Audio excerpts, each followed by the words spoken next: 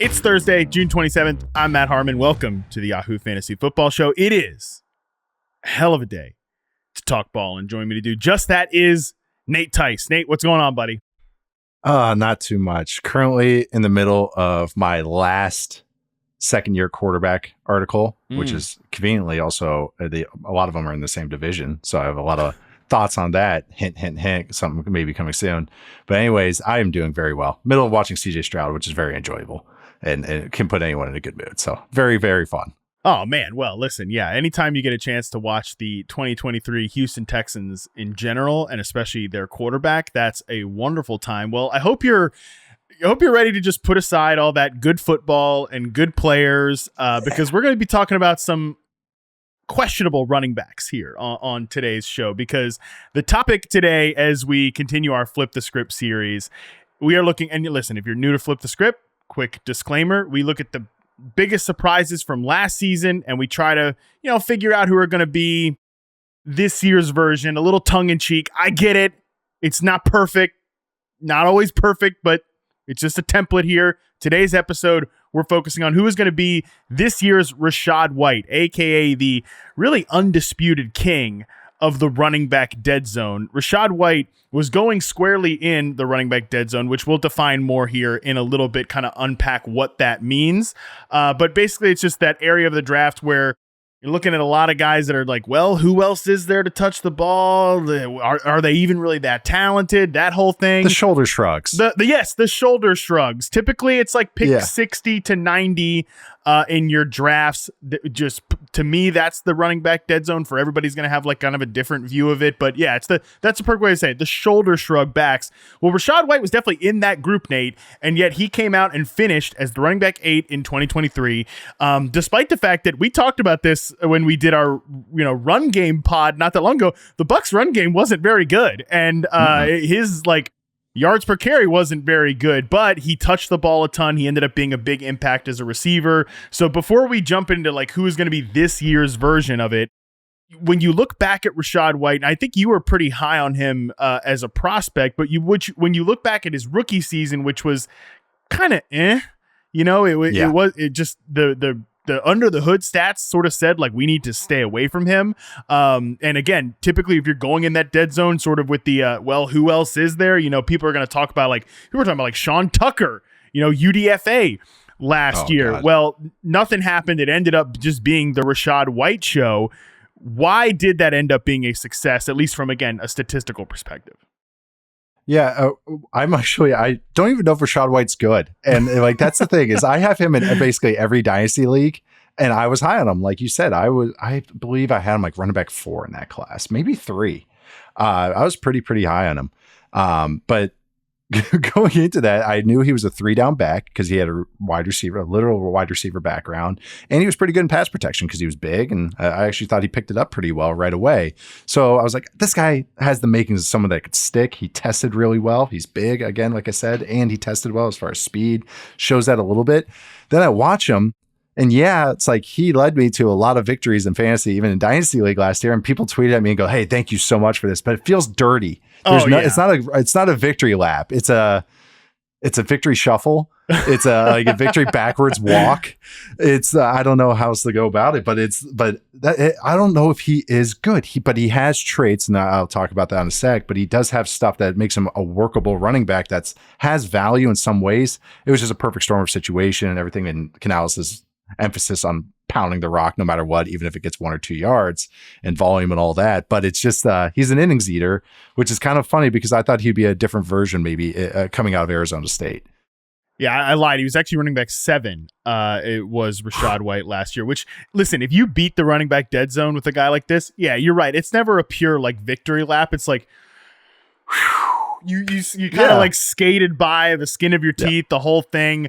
Because for every Rachaad White, there's an Alexander Madison, which is just if you took Madison in the dead zone last year, that was as big of an L as you probably could have taken. And I'll get on Madison a little later in regards to a different thing. But yeah, I have some Madison thoughts. Perfect. Yeah, because I think for me, when I'm looking at Rachaad White and what made him different than some of the Alexander Madisons or the Miles Sanders last year, and look, I wish I had taken more of Rachaad White than some of those two guys in certain situations.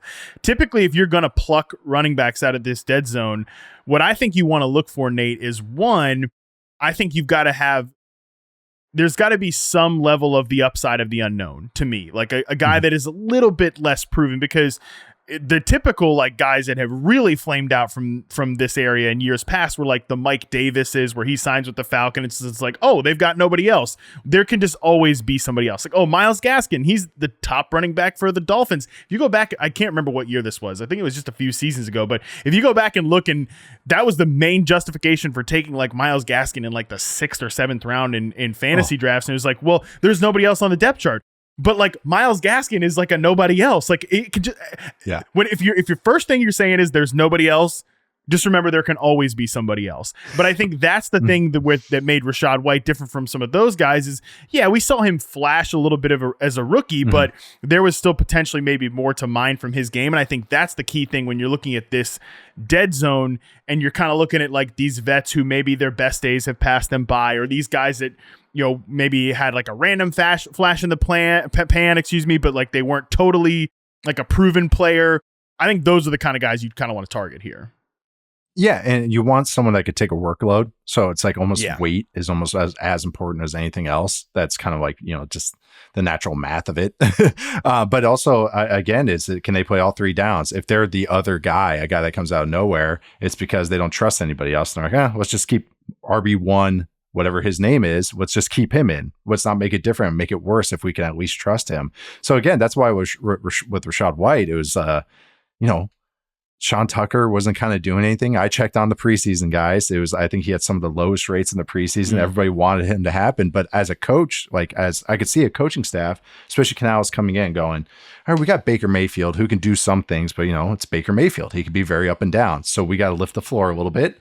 Okay, so that's a run first situation. Like QB iffiness is the situation that helps the running back, or at least as far as fantasy perspective. So it's like, okay, he'll get an uptick in that. But again, he can take screens. Like he does have qualities. Like he's a really good screen receiver. It's a very specific thing, but he is good at it. But that actually matches like, you know, we'll talk about maybe in 2024 too, matches some of the stuff that they do in the upcoming years with Liam Cohen. But he's big enough to take the large share of touches. He has a role, even if they upgraded, they got Bucky Irving, but it's just like, even if they upgraded somewhere else, like Rachaad White will always have some sort of role on a team. It's just that because of the Bucs circumstances, Bucs ecosystem, it's a bigger role than maybe he should get. So it's kind of a thing. He has traits. He's kind of a jack of all trades, master of none kind of thing. Like he's like average to above average at everything, but maybe not great at anything. So it's kind of like he's underwhelming, but it's, you know, giving him touches isn't terrible, but it's not like, oh yeah, you're giving it to Bijan, you know, or you're giving it to Todd Gurley or something like that in his prime or anything. But I think even having said all that, 2024 actually is not like, it's still like Rachaad like still might do some nice things because of just what the system is and what they upgraded and all that. And I think Bucky Irving is a nice complimentary back, but he's 190 pounds that you have to kind of take into consideration. And I have some Liam Cohen thoughts as well that might speak to Rachaad White in 2024. Yeah, before I get your 2024 I don't want to dive in too much. I just wanted to say one last thing that you bring up, 2 good points just to when we start diving into these dead zone backs, 2 things to look for beyond just what I said, kind of an unproven player, like someone that you can maybe have some path to upside just because of the unknown part of it. One, it is the 3 down ability, and that weight is so important because like Rachaad White is a bit of a weird player because he kind of plays like a scat back. It's the receiving kind of profile, but he's 6 foot, like 214 pounds. So there is that 3 down ability where you can leave him on the field. That's going to be critical when we talk about these guys in just a second. But yeah, I want to get you just real quick, your thoughts, 2024 expectations for Rachaad White. Dave Canales moved on. Liam Cohen is the offensive coordinator there. There's familiarity with him and Baker Mayfield. I've been really sort of tripped up on this idea, Nate, just because I think that I like what Canales did. I'm generally high on Canales as an offensive coordinator, a play caller, and what he did with Tampa last year. But I also think the run game wasn't very good. I think Chris Godwin, there was some meat on the bone left there with his role, and it sounds like he's going back into a more favorable situation. So despite the fact I'm kind of high on Canales, I also think, like I said, meat left on the bone with this offense. But I don't really know what to think about Liam Cohen overall. So what are your kind of thoughts there? He's very much Sean McVay disciple. Even when his time at Kentucky, he had 2 stints there calling plays. It was very much a pro style, as pro style can get these days in college. It was a lot of under center with Will Levis. It was a lot of pound the back with the running backs, a lot of play action, a lot of screens, a lot of jet motion, all these types of things. And also, like you talked about, Wendell Robinson, 8 in that offense as a mostly slot player.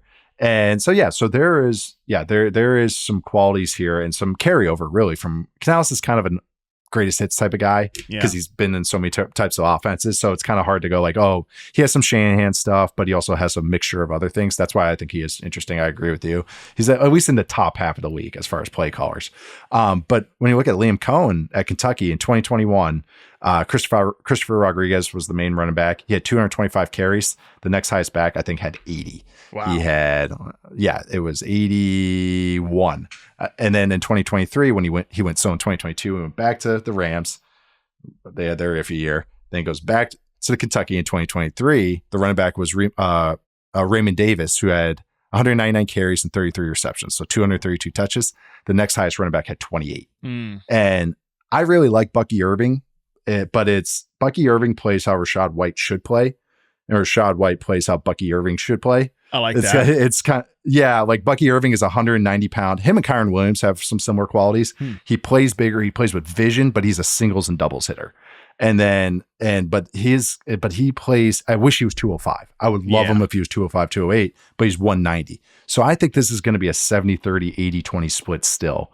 But Bucky Irving is some solid touches, but I still think it's Rachaad's thing because Liam Cohen, being a McVay guy, they like trotting out the same personnel every snap.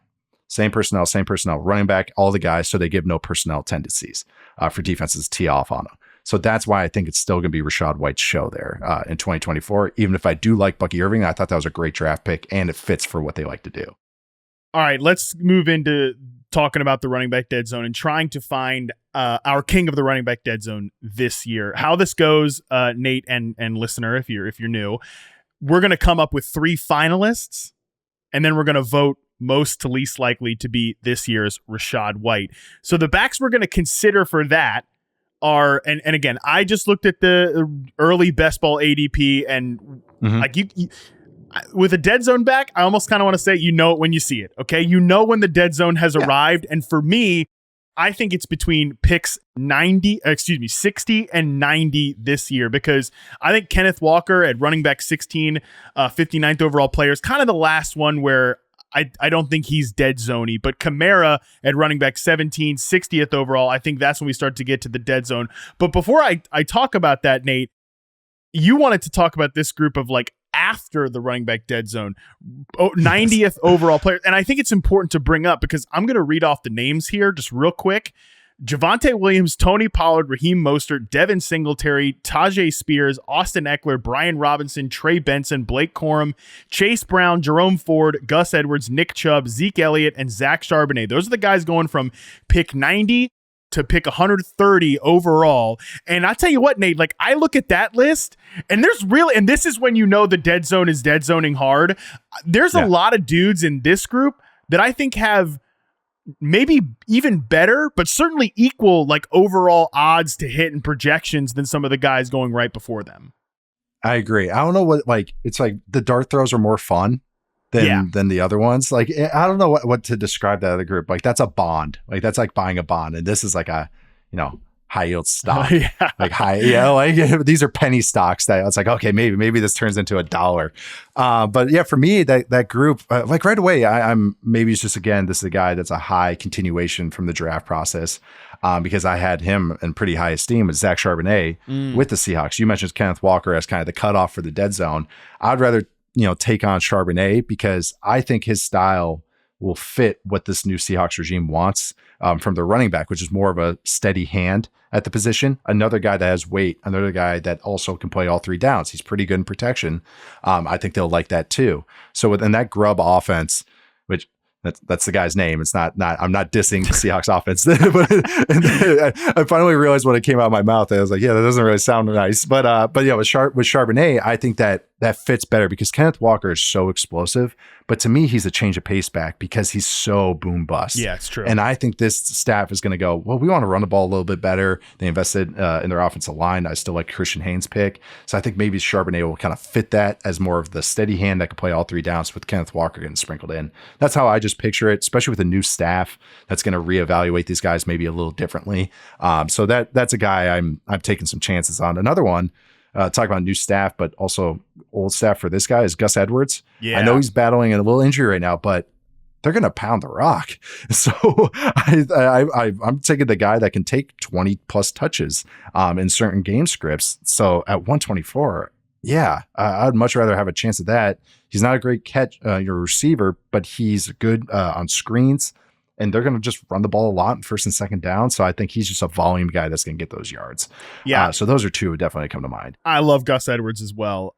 Even in like some dynasty leagues, I've sent like very late picks just to, if I need like cheapy production this year, I want like fishing a little bit. Yeah, exactly. I just want some Gus Edwards. And there are other backs in this group too. There's a few of them where like, okay, yeah, they're teammates here. Tony Pollard, Tajay Spears, Austin Eckler, Brian Robinson. If one of those guys gets hurt or is just like clearly worse than the other player, whoever the other guy is there is going to probably outkick most of these dead zone backs. Like Raheem Mostert, I just wrote about the Dolphins running backs today.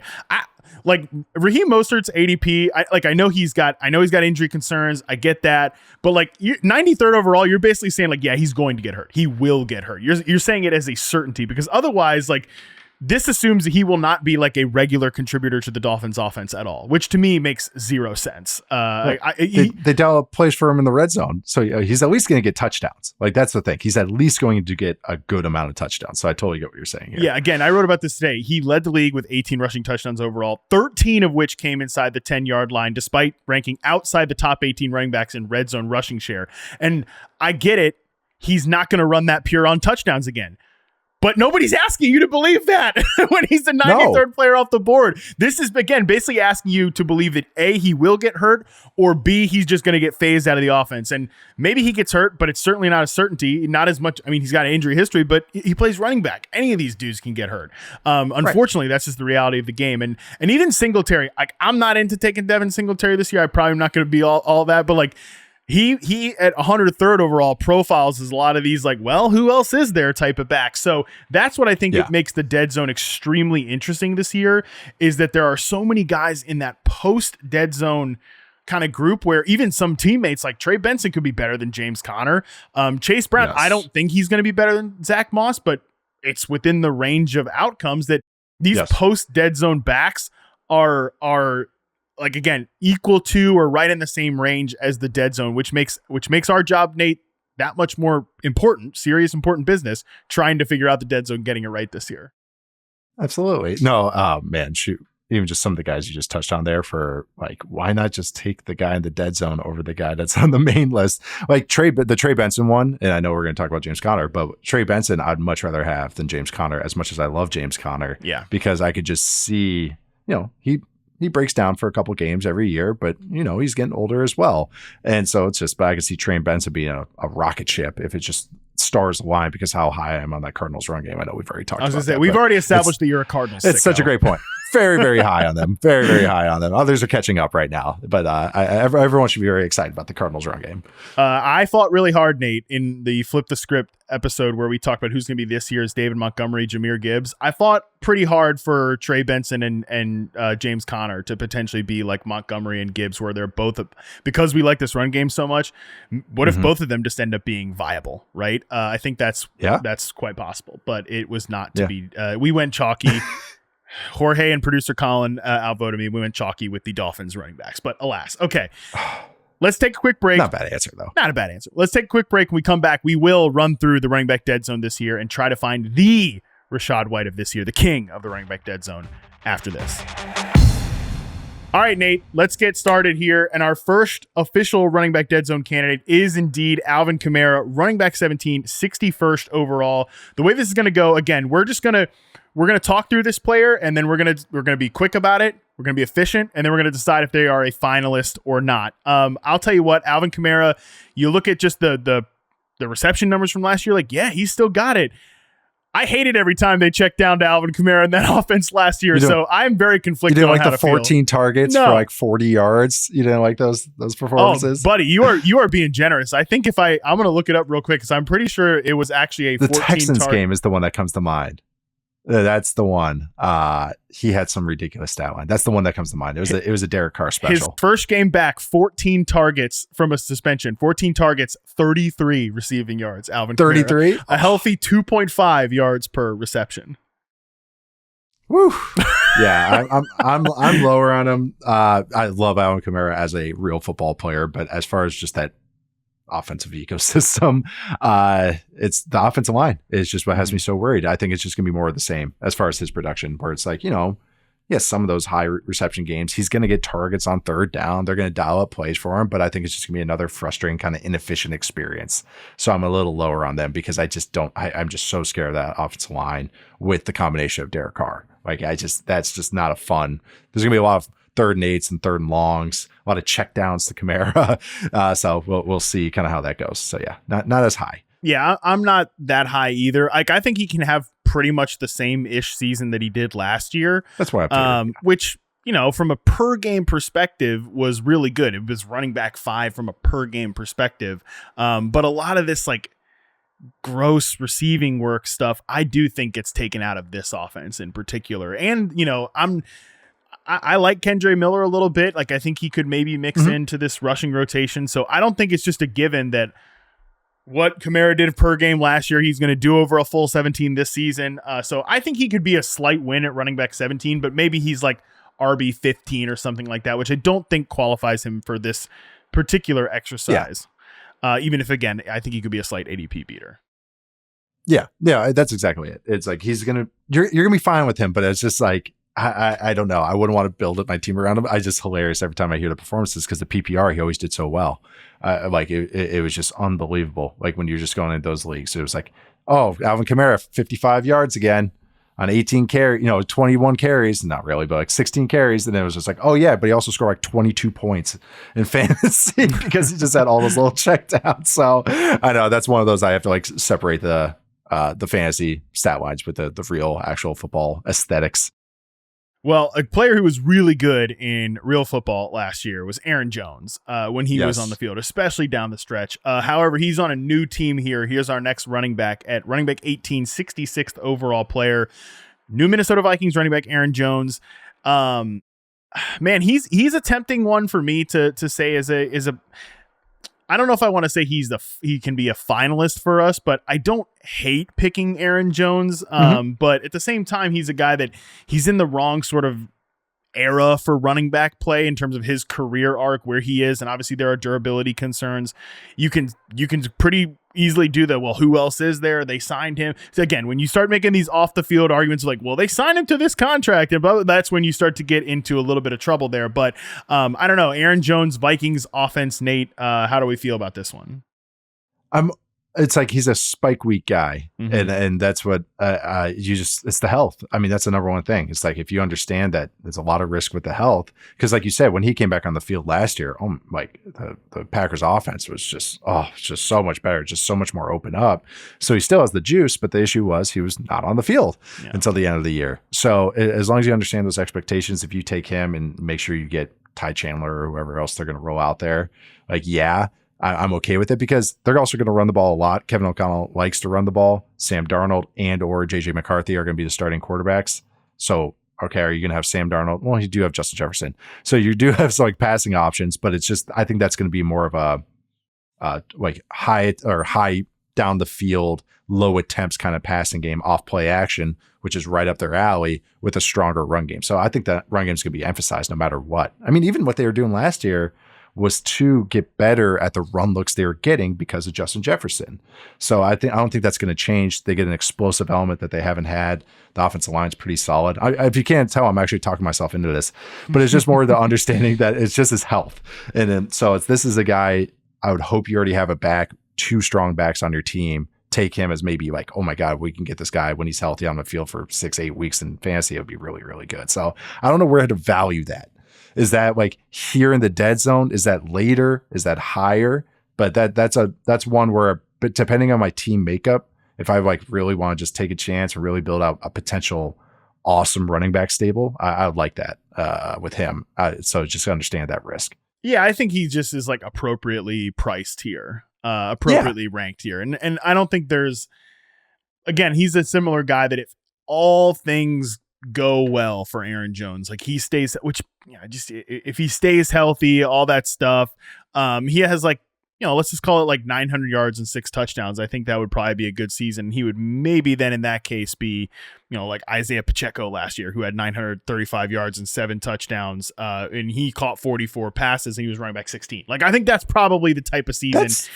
And I think 7 touchdowns would be a real nice mark for old Aaron Jones at this point in his career in an offense that's either going to be captained by Sam Darnold or a rookie quarterback. So I think, again, he's probably not a guy that can really way outkick this, but can go in the dead zone and maybe be viable. But like there are real risks here that the rug just gets pulled out from under you, that like 3 weeks in the season, he's injured again. This offense maybe is a little bit stuck in the mud because it's a transition year. And maybe they even work in Ty Chandler because they start thinking about the future. So there's a lot of pitfalls for him, even if he is a really good player who's been good for a long time. Yep. Totally agree with that. Yep. That's exactly how I see it. This next running back, I have a feeling we're going to have an interesting conversation about here. Rhamondre Stevenson, running back 19, 69th overall. Okay, so just think about the guys we've talked about so far. Kamara, Aaron Jones, these guys that are the 2017 draft class, right? Like they've been in the league for a minute. They're definitely not in the prime of their career. Stevenson, on the other hand, is number one. He was just given a big extension, which kind of took me off. That was one of those, Nate, where like it was big. It was big. Yeah, well, number one is a big number, and it wasn't on my radar. Like, oh, the Patriots are really going to be keen on extending Rhamondre Stevenson. Where like I was out at the grill and just like my phone blows up. Like, whoa. Like, am I reading that thing right? One of those situations the other night. But yeah, 4 years, $36 million deal. So pretty nice little price for Rhamondre Stevenson. But still, like he's 26 years old. He's kind of in that prime-ish area of the running back position. He's not coming off a bad season, but he was much better, obviously, the year before that when he went over 1,000 yards, caught 69 passes. And I don't know, man. I think Stevenson he kind of sticks out in this group to me. Yep. I think he's the easy, if we had to like stack all the guys we're going to talk about, like he would be the highest on this one. I actually am surprised he was even in this group because just even talking about the Rachaad White check marks or what you want to look at in fantasy running backs, this is Stevenson. It's size. He can play 3 downs. He can catch the ball a little bit. He's good on screens and stuff. He's good in protection. So this guy's going to get volume. And then you get into just looking at the Patriots makeup. It's either going to be Jacoby Brissett or Drake May. And so either situation there, that is going to be a run-heavy offense. This is an offense that's going to be run, play action, downfield stuff. So I think he's going to get volume. Antonio Gibson's kind of shown he's a complementary piece as opposed to a guy that takes all the load. He can play 3 downs too because he can catch the ball as well. But it's I think now we know what his role is. But again, he's going to be the 2. He's not the guy that got paid a bunch of money. Stevenson did. Gibson got paid a 1-year deal for kind of like a rental deal, like a 1-year show me deal. And then Stevenson got the big money. So I know kind of where they're going to, put their eggs in. So I just looking at the team, the offensive line, yes, is kind of, but they're trying to invest in it. I think they're going to try and make it safe where they do run it. So it's going to be a lot of 4-yard gains, but it's volume. So yeah, I just think ecosystem, his size, his skill set, I think he's a good back. I'm not saying an all-world back, but I just think it's all the makings of a person that can highly outperform their ADP right now. Yeah, Gibson did randomly get a 3-year, but only $11 million deal. So, it's just like that's complimentary running back type money. And then, they give Stevenson a pretty big commitment there. I think to probably be the centerpiece of that offense. I look, Alex Van Pelt is kind of an unknown. This whole Patriot situation is kind of an unknown because we've never seen Van Pelt call plays. He's been a part of some good offense. So it's not easy to just like map what happened in Cleveland onto Van Pelt, because he's a guy that has kind of been everywhere a little bit. But if they were to take something out of that Cleveland offense, I can see, zone run game, like, kind of really at you, sort of like bend you to the outside a little, but also like, hey, big shots on play action with Drake May. That would make a lot of sense if they, almost like the Joe Flacco approach. They just map that onto Drake May. Seriously, though. Yeah, I can see that. And I can see Stevenson succeeding in that type of offense. But I think the biggest hang up is just like, okay, typically fantasy running backs, we want to associate them with good or maybe overperforming offenses. Even like the Bucks last year, they weren't one of the best offenses in the league, but they were certainly better than expectations, and that helped Rachaad White be a viable fantasy back. I mean, you don't score 6 touchdowns, 9 total touchdowns if your offense totally stinks at the running back position. So can the Patriots offense be a slightly overperforming unit akin to last year's Tampa Bay Buccaneers? Yeah, I actually do think they can. I'm high on Drake May, so that also helps. But Jacoby Brissett, I'm asking the right guy here. Yeah, I also think he's a strong quarterback as well. I'm still surprised he can't just stick as that kind of 18th best quarterback, because I think that's what he is, like, legitimately. But I think this offense, because I think they have the self-awareness of what they are. So I don't think they're going to go out there and go like, we're going to be a top 5 offense this year. They're like, no, we're going to have to play it safe. We're going to have to be creative a little bit. I think they got some interesting coaches there. I'm not like going like, yeah, they're going to set the world on fire, but I think it's a strong baseline is a good way to put it. And also just like, even when Nick Chubb went down last year, offensive line was getting banged up with the Browns. They still kind of stuck to their formula of just pound, like, because that's what they were. I think this team, look at the receivers. Those receivers are all going to block their asses off. So you got receivers that are going to help out. So yeah, I just think it's a high baseline offense. And I think May will end up taking over earlier than people expect. When he takes in, he's going to bring the explosiveness with his ability, with his legs and a strong arm down the field. But I think what they're going to go for is just a strong baseline, just to make it, they're building from scratch, this entire team. So I think that's exactly what they're going to, they have the awareness to kind of just do that anyway. So it's not maybe going to be the most creative offense, maybe not the one where we're like, holy crap, sharing clips all the time, but I think it's going to be a sound, solid offense, and just much like the Bucs were last year, even if sometimes the results weren't there. And the fact that the defense should probably still be a good unit, that's going to keep them in game scripts where maybe they're not, going to be the prettiest offense to watch. It's going to be ugly for sure, but a lot of fist fights, but it's run heavy game scripts. That's good for the running game. And the fact that Gibson's there, like Stevenson even said at the end of that 22 season that he was worn down, from having to take like all of the touches. So just having Gibson in there to give him a breather, I think can be a pretty good thing. So it sounds like to me, Nate, we both want to move Stevenson to the finalist bracket. And yes. I'm okay with that. If you are, he is probably got to be one of the 3 finalists right now. But let's move to the next guy here. Yes. David Montgomery, running back 20, 75th overall player. This is a little bit similar to what I said with the Raheem Mostert thing. We're like, what is David Montgomery doing all the way down here at the 75th overall pick? Yeah. Buddy, I don't know. I don't know the answer to that one. I was wondering that. I was like, did I miss something? Did he get hurt this offseason? I think it's gonna be the same thing, like as last year. I mean, like I don't know. That's how I picture the workload. That's how I picture he's the bruiser in this offense, what they want.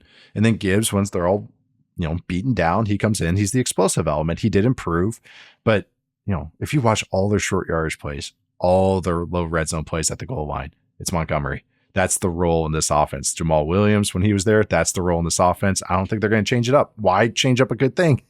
So I don't know.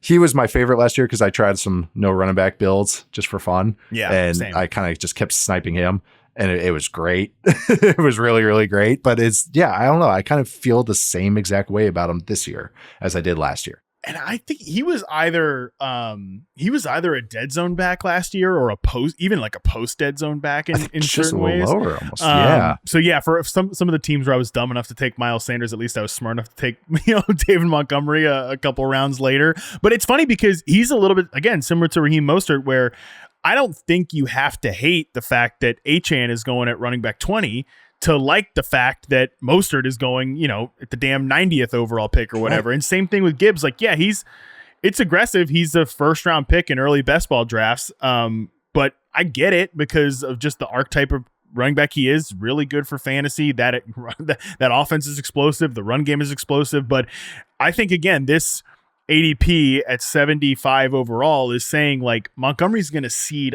a lot of work to Gibbs, whereas I think it's going to, like you said, going to look pretty similar next year. If anything, similar to Achane, I think we just want Gibbs to maybe be a little more maximized as a receiver, and I feel kind of the same way about Achane too. Like I want him, if he's going to get more touches at that size, like he probably should be a little bit more of an asset in the pass game, and I think that's the same for Gibbs, although Gibbs I think is a better runner.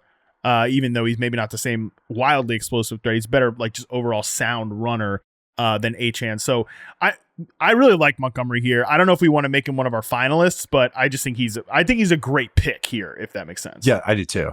I'm probably gonna be targeting him again this year. He never dipped below 23 snaps, or I should still go by percentage here. Like he was playing half the snaps no matter what. Yeah. Like even in the playoffs, even when Gibbs was emergent. So like that's going to be the workload. I think what we saw at the end of the season when Gibbs kind of was able to do some more protection stuff, do some of the more the dirty work stuff. It was 54%, 56%, 43% for Montgomery in the playoffs. That's kind of what I feel about this year. So I think we're going to see a lot of angry tweets on Twitter from fantasy people in the first couple months. Ben Johnson doesn't know what he's doing. Suck it up. I think it's going to be more of the same, but more of the same as the end of the year. But that means two viable running backs as opposed to just Gibbs only. Montgomery's an afterthought. Right. I think the same thing with Mostert, where people are going to say, well, yeah, Dave Montgomery started up the first 4 games of last year, 88 carries, 371 yards and 6 touchdowns. He's not going to do that again. Yeah, no. That's why we know that. That's not a viable argument. That's not what we're chasing. That's not what we're chasing here at 75 overall. No. But yeah, well, let's keep him on our short list because I don't know if he again totally fits the theme of the exercise, but a great pick that I think should be going a little bit higher. Like I think I'd rather have Dave Montgomery than both Alvin Kamara and Aaron Jones. Okay, let's move to this next player here, and I'm also going to push his teammate up to this discussion just because they're both going in the dead zone. Najee Harris, running back 21, 72nd overall player. But Jaylen Warren is also going running back 27, 88th overall player.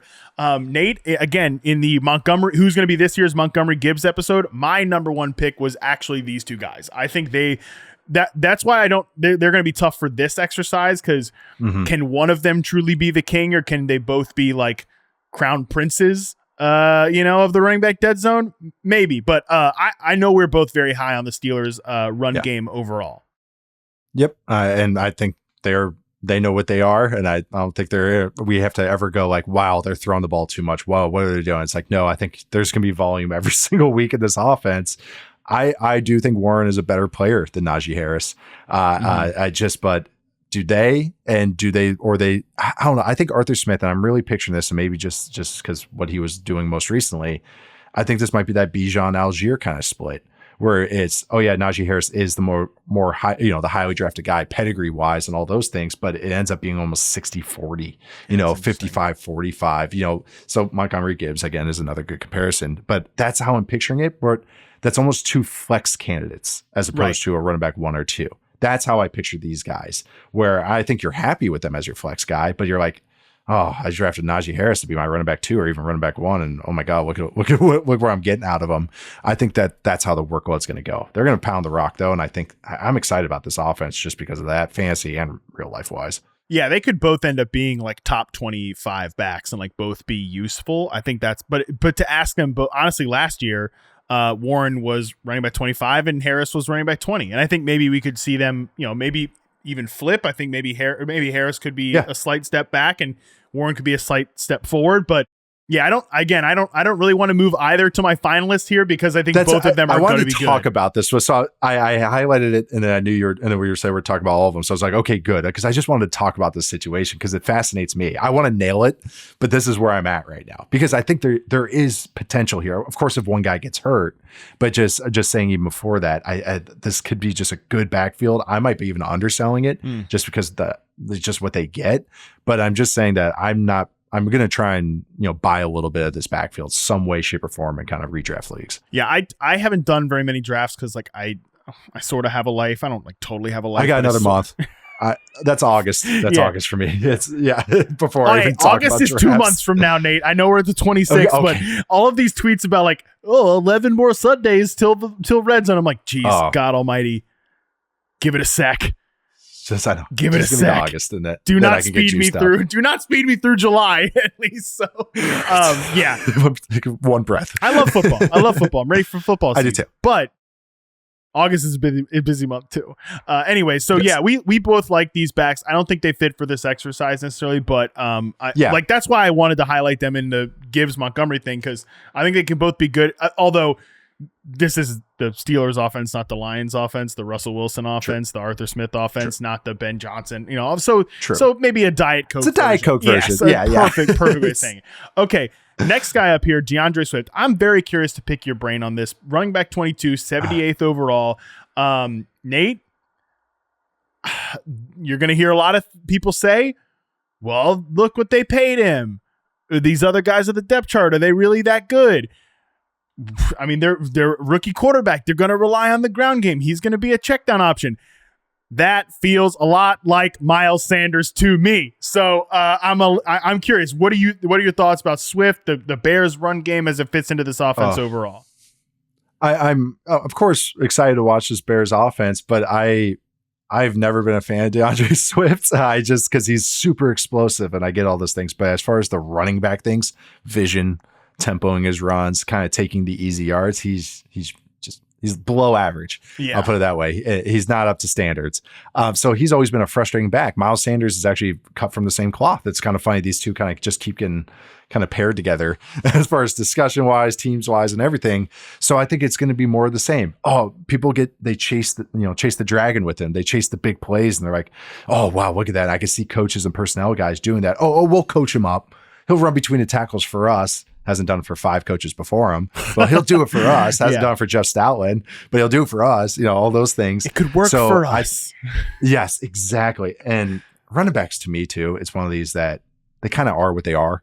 Like, Pacheco's a rarity because he also got into a great system. I mean, Pacheco still is a very inefficient back in my eyes, but it's just, they are what they are. These guys usually were the best players at 12, and they probably carried the same skill sets now.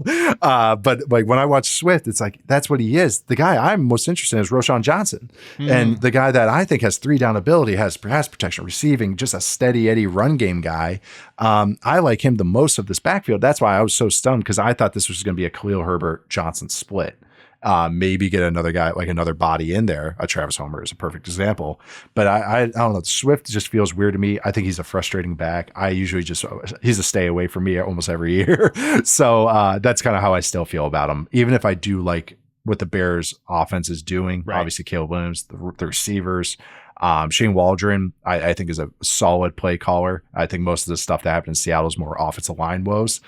The interior of this offensive line is okay, but I do like the tackles a lot. So it's a mixed bag. Even if I do like this team overall and everything, love their defense, but I just think he's a frustrating player, and I think again he'll be a frustrating buy if you buy him too high. That's kind of where I'm at too. That I really would love to invest in a running back in this offense, but I think that Johnson and Herbert to a degree are good enough to like still kind of nip at the heels of whoever is the top back here. And I think we do this a lot with the contract stuff.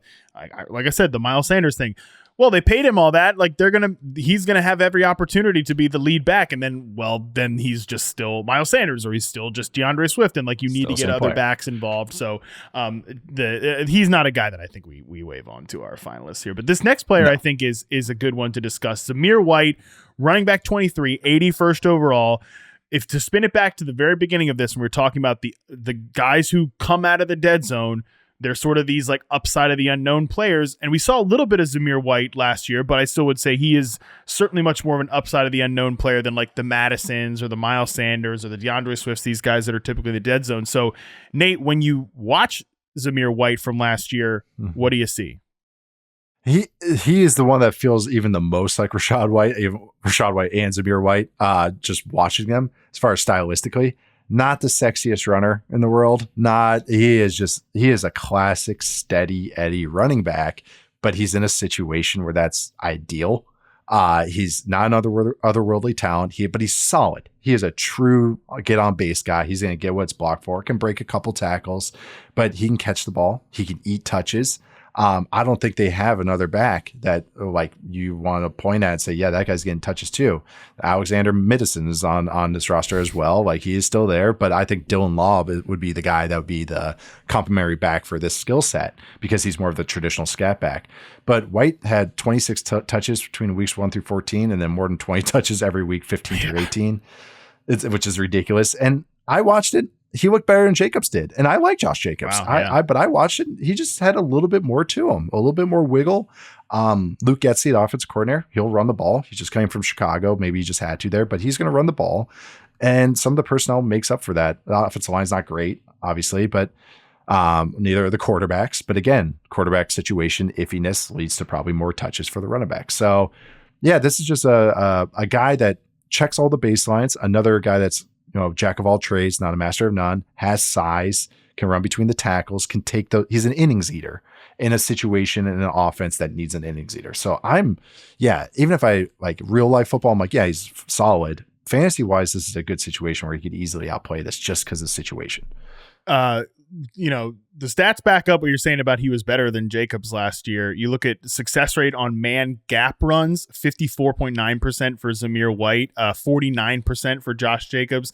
Zone concept, 48.1% for Zamir White, 41.9% for Josh Jacobs. So yeah, I mean, he was good when he got the ball last year. I think there was clearly a comfort, like, hey, we can let Josh Jacobs walk and just turn this thing over to Zamir White as the head coach. Antonio Pierce, like, we know he wants to run the ball. So I like this one. I'm pretty comfortable with moving him into the finalist bracket too, just because again, he stands out from all these, like, yeah, we've seen DeAndre Swift before, like Aaron Jones, Alvin Kamara, not on the right side of their careers. I think the next guy we're going to talk about here too, James Conner, like we kind of covered him, running back 24, 84th overall. I think there's a world where both these backs are successful in Arizona. But just because Benson is there now, I'm okay with James Conner. I'm okay with drafting him, but I just don't think he's going to be the king of the running back dead zone when there's a rookie here who's going later who could outkick him. Yeah, and again, James Conner is such a hard runner. He might miss games, and like Benson, it might become the Benson show with that. I want to buy into the Cardinals offense every way possible. Dynasty, redraft leagues, best ball, everything. I want to try and find ways to get it, but it's just, again, they asked me what training camps I wanted to go visit, and my number one pick was Arizona. It was like, come on. Yeah. No one else. They got to bring back the drug test for the new hires, I guess. Dude, they posted the fantasy handle posted a graphic of me saying because I'm with you on this, so I'm calling you a sicko lovingly. The Cardinals were this year's Texans in their flip the script, like team that's going to surprise, maybe not win their division, but surprising offense. Mm-hmm. I got obliterated. People told me I was the biggest idiot on planet Earth. So they're going to be, I don't know if make the playoff. Like to me, if I'm predicting the Cardinals, they're like a frisky 8-9 team. Oh yeah. Maybe that's how I picture them. Maybe they look into 9-8, but they're going to be they're going to be one of those games where you watch every week and they're just like, oh, the Cardinals upset so-and-so this week. Wow. Oh, the Cardinals. Okay. But yeah, excited about the Cardinals. Excited about the Cardinals run game. Like I said on social media when I got destroyed for that, I would love to know what all those big brainiacs thought about the Texans 365 days ago. Let's just remember that. It's football, people. Jokes. Crazy stuff is going to happen. Yeah. Okay, two more backs to cover here before we vote on our finalists. Zach Moss, Cincinnati Bengals, running back 25, 85th overall. I will say, we talked about Chase Brown there for a second as a post-dead zone guy. Nate, I'm just curious how you think this rotation can split out, because there is a part of me that thinks Zach Moss was good with the Colts last year. This is a good, we want to invest in this offensive environment. There's an old me that would have been very excited about Zach Moss, but again, I learned my lesson a little bit with some of these dead zone backs in the past, and Moss, as much as I like him, does fit that archetype. So how do you expect this rotation to kind of play out? I don't know. It's truly one that I'm kind of staying away from, not because I don't think it's a good offense, and not they run the ball, and that's what they've found, that's what helps out their offense so much, is because they get so many soft coverages. So I know there's going to be volume in the run game, but I don't know how they split it up. It seemed to me even last year that they started chopping it up. Mixon did improve in some of the little things too, but Mixon is just like a guy worthy of getting 20 touches, 15 plus touches. Zach Moss, he did, like you said, like really actually looked pretty good with the Colts. Sometimes I was like, who is that? Yeah, I know. Oh, Zach Moss. Yeah. God, you got a little juice to you. And so, but that's the thing is Zach Moss to me is not Joe Mixon. It's just that is he worthy, quote unquote, of 15 plus touches? There's going to be games that maybe that they just want to pound it, but they have other guys that are interesting in this backfield. So I could see them going like, well, 10 for Zach, 8 for Chase. Make sure they rotate him a bunch, make sure and that's why I'm kind of just, I don't know how to buy into this. I think that's actually the better way to ask the question is, what do you think of Chase Brown? Do you think Chase Brown is a guy who is what he did last year, which, there were some big plays, but a lot of it was screens. A lot of it was kind of like some more explosive type gimmicky things.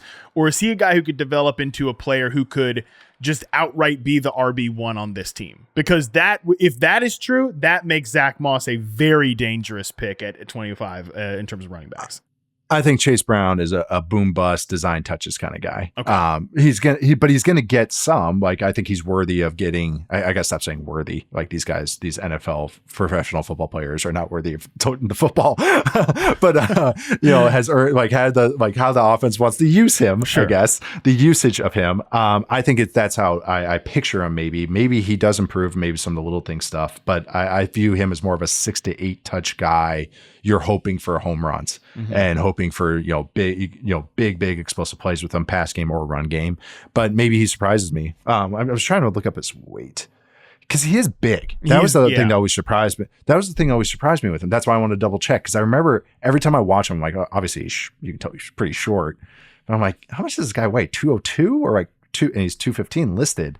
But I think to him, again, he's a complimentary back. And again, but even if he improves on that, with Moss's skill set, Moss is a true inning eater, physical running back that I think even if Brown just outplays that, it's still going to be a 50-50 split or 55-45 or 60-40, as opposed to like Brown's taking it over. He's getting 80-20, all that things. I still think the upside of him is still 50-50. Yeah. And like I said, though, 50-50, if that becomes the split, that's going to be tough for Zach Moss to be like a consistent every week starter. So I like Zach Moss, but I don't think he's a guy that I want to consider as a finalist here. I think he's again, very similar to James Conner, like an okay sort of pick here. But if you're just if they start hard dropping, it's like 110 range, and it's like, Moss or Connor's like, you're snatch them up. It's like that, but it's like, I'm not going out of my way to like maybe overbuy on either of them.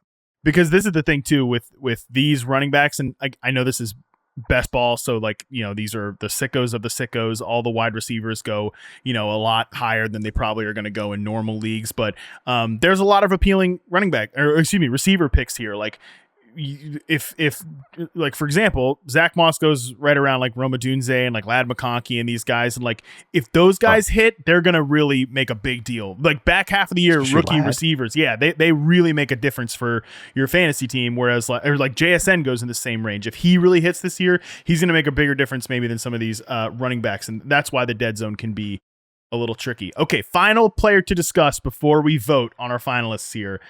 Jonathon Brooks, Carolina Panthers running back 26, 89th overall player. He's right at the tail end of the dead zone, or at least what I'm considering a dead zone. If you guys are listening and you think I'm just wrong about this, he's a post dead zone back. Don't tweet at me, but okay, your opinion has been heard. It's fine.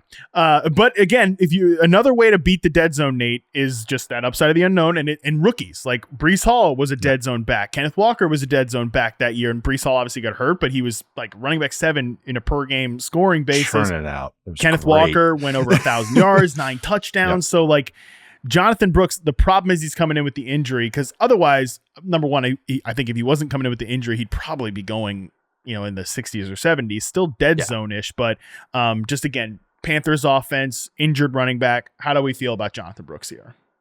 I mean, we're kind of booking the show too. Canales is going to run it. He already joked about that he was going to run it. I think this team is just hilarious with how they allocate their resources to that position. Paying Miles Sanders. Okay. Then Hubbard ends up outplaying him last year, where they're just bench Sanders, the guy they paid. And they're like, okay, now let's draft a guy in the second round, an injured player as well. I like Brooks in the long term, but this is the dart. That's the thing. This is he's more of a dart throw to me than a dead zone to me. Yeah. It's like, I would be more comfortable with him a few spots later, not even that much later, but a few spots later, But I do get the upside because you're betting on the second half that he, starts Right. taking over for Hubbard and all those types of things. Like the player, interesting situation. They invest in their guards.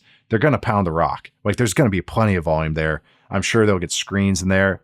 Brooks can take that, but just not where typically, I don't know exactly where to slot that exactly because of just what else they have on that offense. The thing is, I totally understand like taking him over the first few backs of like Javonte Williams and Tony Pollard or the next like backs there, the start of that like post dead zone group. Yeah. In my arbitrary little cutoff here. And like, I totally understand why he would be going ahead of those players because of that upside. Like, in the second half of the season, the whole typical rookie thing, like you post by rookie bump, all of that stuff. I'm okay. Do you want to make him a finalist over David Montgomery, or are we fine with our 3 finalists here? I'm gonna leave this up to you because you're the guest. Oh no, that is hard. I'm going to keep David Montgomery on there because I think Brooks is perfectly slotted where he should be like right now. That's kind of just how I feel about him too. Yeah. That offense, that's the other thing too. It's just, it's uphill sledding there in Carolina. Yeah. Like, I just think that whole offense, the Bucks, you got to remember, it's like Canales did a lot with Baker Mayfield and kind of retreads, but some of those retreads are Tristan Wirfs, Mike Evans, Chris Godwin. Like, it's a little different than what Carolina's kind of trotting out there. Jonathan Mingo, Adam Thielen, who actually did some nice things for me in fantasy last year, but Adam Thielen, but those types of guys, it's just a different kind of like, Deontay Johnson, but like, it's Deontay Johnson, but he's not Mike Evans or Chris Godwin. Right. Exactly. So all these guys are just lesser versions of that. And so that's the thing is like, I think Canales is going to improve it. I think they invested in guards, which I thought was actually, even if they overpaid, it made sense to me why they did it because they're helping Bryce Young out, all that things. But I think that's a boost from 32nd best offense to 24th. Yeah. I mean, not 32nd to, and that's rich. That and not 32nd to 12th.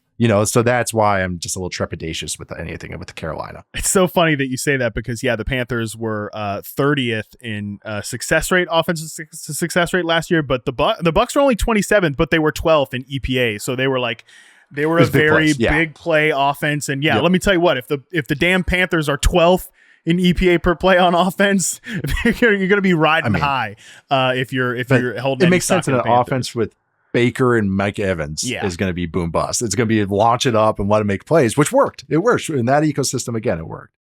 All right. So our 3 finalists, Nate, it's time to vote. And I'm going to make you go first because it's just the nice thing to do for the guests. You let them go first. Rhamondre Stevenson, Zamir White, David Montgomery, rank them first, second, third in terms of who is most to least likely to be this year's Rachaad White, king of the running back dead zone. This actually, we made it tough on ourselves. I'm going with Stevenson as most likely. I just think of what that offense is going to be. I think it's not going to be great, but I think it's going to be better than people are expecting. And I just think all the little things of that offense, the coordinator, the offensive line coach with his background, the blocking receivers, the potential quarterbacks in that system, who I think is going to be either a steady hand or a big play merchant. I don't know. I that's why I'm going to go with Stevenson. Also, he has talent. I'm not betting on a guy just because of system here. That's the cutoff between him and Zamir White, who I don't think is as talented, but might have an even more conducive system just because of what he's shown before. So Stevenson for me is 1. And I guess, see, the Montgomery for me is cheating because then for me, the only thing I can see Montgomery be in the top 1 is if someone gets hurt. Right. So I don't want to use the hurt tiebreaker. So I guess I'm going to go Zamir White 2 and then David Montgomery 3, just because I think David Montgomery, that situation is kind of set for me where he's that 50-50 guy, while the other 2, I think, can maybe become those 80-20 touch guys that can really outplay these rankings. Well, good news. We agree. The number 1 pick for me is also Rhamondre Stevenson out of this group. Sweet. I will put David Montgomery too. Good poker face, by the way. You did not break at all. I checked just to see. I try to look a little bit. Yeah. Oh, no. Good poker face. Yeah. Deadpan when we're talking about dead zone running backs. But yeah, look, Rhamondre Stevenson's number 1 for me. I am okay cheating though and putting David Montgomery number 2, just because I think I can see paths to Zamir White outright failing, just like, he gets on the field in the first 4 weeks and like it's just not there, whereas Dave Montgomery's not going to do that to you. But overall, I do think Zamir White, he's a good 3 here for me, just because I think he showed enough at the end of last year the situation's right. It's not so much just like wow, this is a guy that's been mid his whole career, like a Mike Davis, and like we're just going to throw him in there just because we don't have anybody else. Like, I think he's fine as a promising young player to bet on, similar to Rachaad White. But the fact that I agree with you, Stevenson is a more talented back. There were definitely times where, from a size, speed, pass catching standpoint, he's like a bit of a poor man's like David Johnson. And I loved David Johnson at his peak. So I can see them just as a runner that works perfectly. Yeah. I could just see them building that whole plane out of Stevenson. The extension and everything. So we agree. This year's king of the running back dead zone, this year's Rachaad White, is Rhamondre Stevenson. Nate, I appreciate you for doing this, man. And I'm glad that we came to a consensus here. And man, my God, we talked, that was a ton of names and like not a lot of great names that we discussed on this pod. So I appreciate you doing it, buddy. No, thanks for letting me get the juices flowing, even if some of them were in the dead zone of my brain as well. So I appreciate that. No, this was great. A lot of fun as always. And of course, make sure everyone checks out the piece that Nate's working on about the Houston Texans, which will certainly be more exciting with a lot more sex appeal than a discussion on the running back dead zone. So make sure you check that out. That is going to do it for us today. A quick programming note. The pod is going to go on vacation because I'm going to go on vacation next week for 4th of July. No shows that week. To all you sickos out there, fellow sickos, Nate and I, Cardinal sickos, we know you're sickos too. Enjoy this time with friends, family. I mean, for God's sakes, get outside, touch some grass, grill something, have a few adult beverages if that's your thing. Because as we all know, post July 4th is when fantasy and football season starts, even though I just said I want it to be August. It's right around the corner. It's happening. And we're going to be back on Tuesday, July 9th. And we're going to start ramping some things up. Until then, we're out.